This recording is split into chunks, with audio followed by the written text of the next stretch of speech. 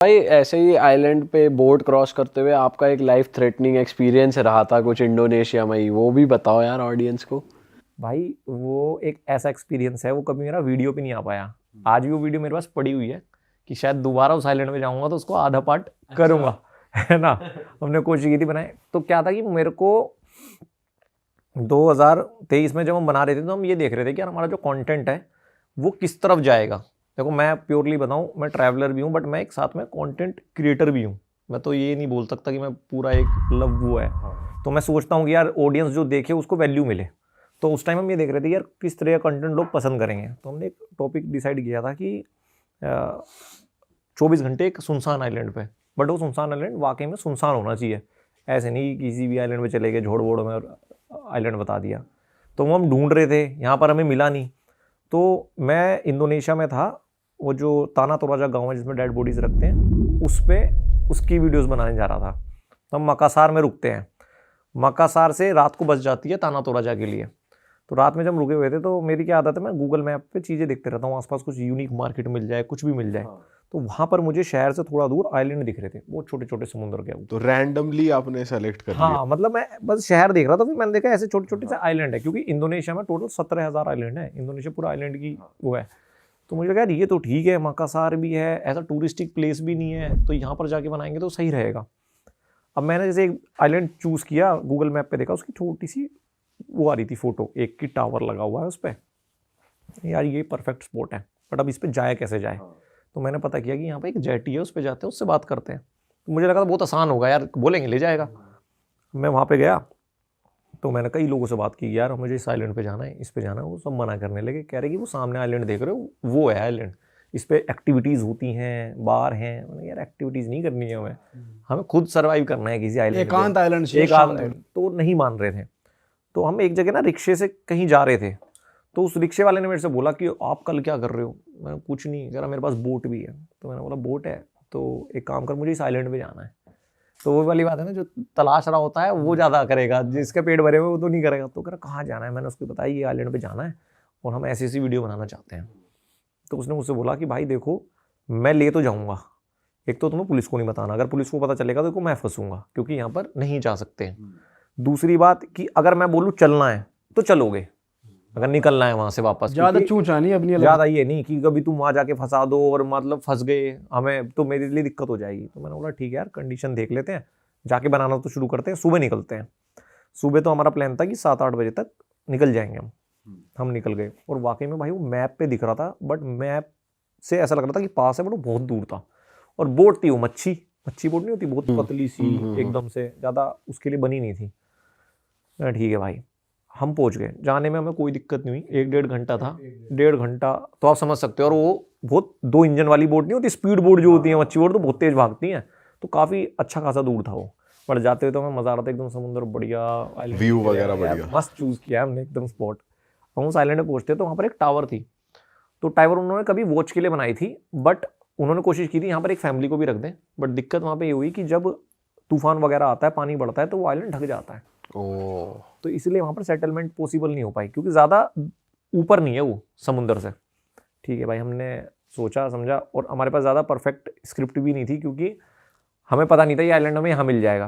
भाई हमें तो ये था कि रो बिताते हैं, तो हम कुछ थोड़ा बहुत सामान ले गए थे वहाँ पे कि ये सामान होगा, इससे खाएंगे, सर्वाइव करेंगे, और थोड़ा बहुत हट वगैरह बनाएंगे, ऐसा कुछ प्लानिंग था। तो हम पूरा दिन शूट कर रहे थे। तकरीबन 9-10 बजे पहुँचे होंगे हम, और ये होगी 4-5 बजे की बात। एक मछुआरा आया वहाँ पर, उसने अपनी बोट लगा दी। तो हमने कहा यार ये तो मतलब हम शूट कर रहे थे कि हम अकेले हैं, ये भी आ गया। वो आया था क्योंकि समुद्र काफ़ी हलचल हो रही थी, तो वो मच्छी पकड़ने आया होगा, तो उसने वहाँ पे बोट लगा ली अपनी।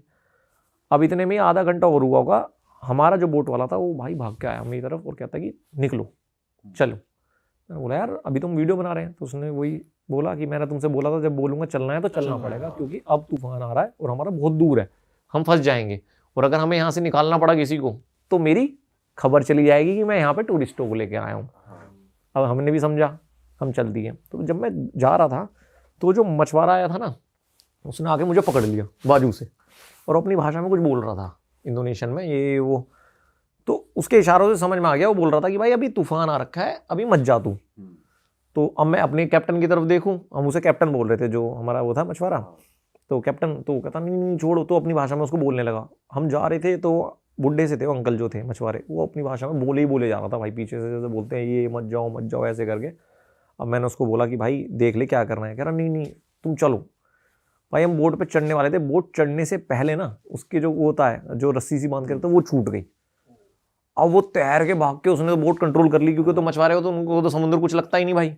और हमसे कह रहा कूदो कूदो कूदो, और हमारे पास भाई कैमरे भी फ़ोन भी, और मतलब हम उस मेंटली उसके लिए प्रिपेयर नहीं थे कि समुद्र में कूदना पड़ेगा और लहरें ऐसी। समहाउ हम चढ़ गए। और दिक्कत ये हुई थी, इस ट्रिप पे जाने से पहले मेरा एक दिन पहले हाथ टूटा था, ये वाली उंगली टूट के अंदर घुस गई थी इसका नकल बॉक्सिंग क्लास में। और या तो मेरे पास दो ही ऑप्शन थे, या तो मैं ट्रिप छोड़ दूँ, तो मैंने कहा प्लास्टर वास्टर लगाओ चलते हैं भाई।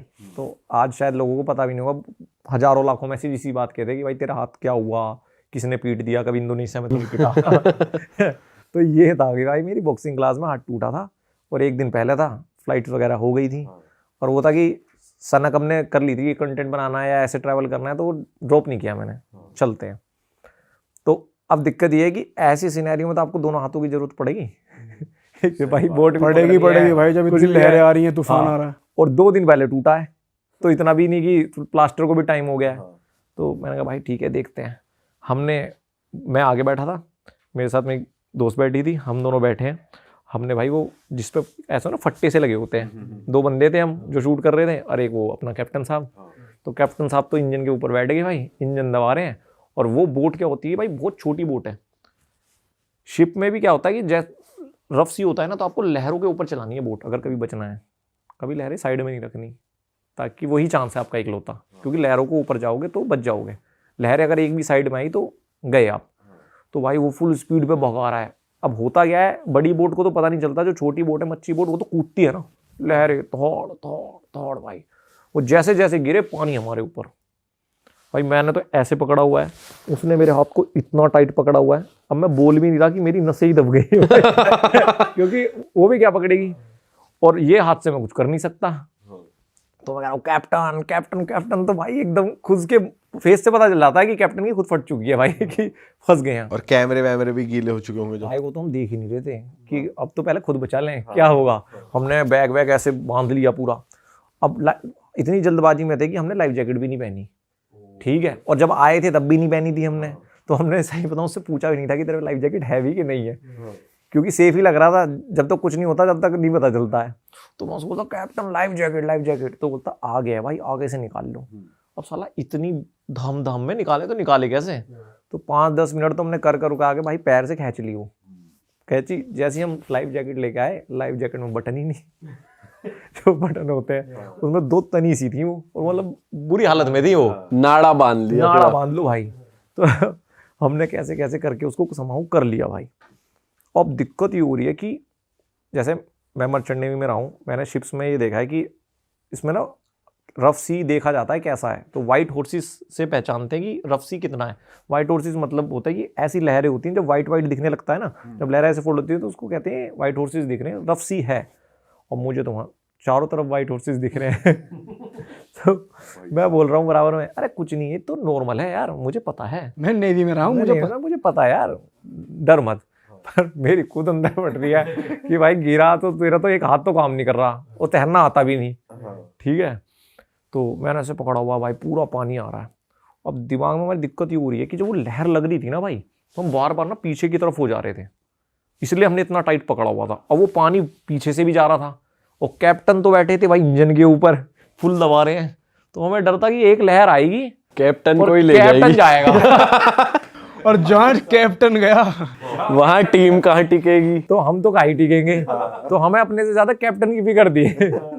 और कैप्टन मैं बार बार बस ये मान लो, मुझे भी नहीं पता मैंने कितनी बार कैप्टन बोला होगा, क्योंकि मेरे पे लहर टकराए, मैं एकदम बोलूं कैप्टन। कैप्टन तो बचे भाई। तो कैप्टन कह रहा ठीक है प्रेजेंट सर। हाँ, मैं वो मतलब अपनी दे रहा था कि सही है सब। हमने एक आइलैंड देखा, तो मैंने बोला भाई वहाँ लेके चल, गो दे यार। वो कह रहा नहीं वहाँ नहीं जा सकते, वहाँ पर और लहरें तेज हैं। तो ये ना भाई हमारे साथ 1-1.5 घंटे रहा है। मतलब मैं बता रहा हूँ, ये शायद आपको कम लगे, बट जब आपकी जान पे होती है ना, तो 2 मिनट भी आपकी जिंदगी में ना छप जाते हैं, एक सेकंड। तो 1.5 घंटा मुझे ना पक्का पता है। एक मोमेंट ऐसा आया था जब बहुत उस आइलैंड के बराबर से निकल रहे थे ना, तो वो आइलैंड के बराबर से लहरें और तेज हो जाती हैं क्योंकि वो टकराती हैं तो वो बहुत ज़्यादा हो जाता है। तो उसने मुझसे बोला, जो मेरे साथ मेरी दोस्त थी, कि भाई देखो अगर गिरेंगे ना तो खुद को बचाना, ठीक है, और जो जिंदगी रही मजा आया। हाथ खड़े कर दिए। बढ़िया रहा। बस ये है कि कभी ऐसा ना हो लास्ट मैसेज हो, क्योंकि बहुत हालत बेकार थी यार, पूरे गीले हो गए, ऐसे हो रहे हैं, यूं हो रहे हैं, वो दिख रहा है लहरें कैसी हैं। और जितनी देर में हम आए थे 1.5 घंटे में, अब हम अपोजिट जा रहे हैं। हमें ये भी नहीं पता है साला तेल कितना भरवा के लाया है, कि ये सोच के आया हो कि ठीक है। तो मैंने कहा अरे तू पागल है क्या, ये तो नॉर्मल है। अंदर से मेरी भी हो रही है कि यार क्या है कि पॉजिटिविटी तो बना के रखो। सही बात है। जब हम पहुंचे जेटी पे, मैंने कैप्टन पकड़ लिया भाई, कैप्टन भी गीला, मैं भी पूरा गीला हो रहा हूँ। मैंने कैप्टन को कुछ पैसे दिए, मैं कैप्टन थैंक यू भाई, क्योंकि देखो बचा के लाया था, एक्सपीरियंस ना होता ना तो गए थे हम। और भाई फिर हमने कॉफ़ी वॉफ़ी पी, फिर मैंने बोला उसको, तुझे पता है बहुत रफ सी था। अपनी दोस्त को बता दूँ। वाइट हॉर्सेस आ रखे थे यार, तो जो मैंने कहा यार क्या, अब बता गिरना था तो गिरना ही था, उसमें तो कुछ कर नहीं सकते थे। चलो आ गए, अब कल चलते हैं ताना तोड़ा या अरे यार भाई ये तो क्रेजी हो गया यार। थोड़ा क्रेजी तो यार, मजा भी इसमें आता है, ये कहानी बन जाती है। अब उस दिन ना होता तो क्या कहानी होती, कल को ये बाल को सालों साल की यादगार रह गई आपकी। अब मैं कह रहा हूँ कल को बच्चों को ये तो कह देंगे बेटे बाल ऐसी नहीं सफेद की हाँ सही बात वो मैं है। एक कैप्टन था, मेरी दोस्त भी थी बेटा, कहानी थी बहुत तगड़ी। भाई आप एक चीज और बता रहे थे चंगेज खान के बारे में। तो आपने कुछ रिसर्च करी कि भाई क्या रियलिटी है उनकी भी, तो थोड़ा बताओ। मंगोलिया का, हाँ तो भाई देखो मंगोलिया का ऐसा है कि एक तो मंगोलिया जाने के लिए आपके पास सिर्फ 2 ही रास्ते हैं, एक तो चाइना से जा सकते हो और एक रशिया से जा सकते हो। डायरेक्ट फ्लाइट वहाँ की बहुत ही कम है, इंडिया से तो मैंने नहीं देखी भाई। और रशिया से आप कैसे जाओगे, वहाँ जाओगे कैपिटल में और इतना लंबा, तो चाइना एक बेस्ट ऑप्शन है, इसलिए मैंने चाइना के बॉर्डर से वहाँ पे गया। अब मंगोलिया जाने का रीज़न एक तो ये था कि भाई मंगोलिया एक तो बहुत ठंडा देश है, उसके जो पूरा इंफ्रा बोलो या एटमोसफेयर हो बिल्कुल अलग है। वर्ल्ड्स कोल्डेस्ट कैपिटल है वो, वहाँ की राजधानी, उससे ज़्यादा कोल्डेस्ट कैपिटल कहीं भी नहीं है। जैसे आप कुछ तो शहर है कितना कैपिटल, कितना -40। अच्छा ठीक है, अक्टूबर में था भाई -8 -9, तो ठीक है सोचो बाहर निकल रहे हैं आराम से नॉर्मल, उनके लिए -8 ऐसा था जैसे हमारे गर्मी हो रही है। अरे वाह, आपने ये वीडियो यहाँ तक देख ली भाई, तुमने हमारी मेहनत सफल कर दिया, तुम ही लोग हो असली रियल हिट। और अगर आपको बहुत मजा आ रहा है ऐसी क्लिप्स में, ऐसी वीडियोस में, तो फटाफट जाइए प्लेलिस्ट पे बिंज वॉच कीजिए और सारी वीडियोस देख डालो और मौज काटो। दैट इज इट, हम मिलेंगे नए पॉडकास्ट में, नई क्लिप में। Till then bye bye, see you, take care, do subscribe.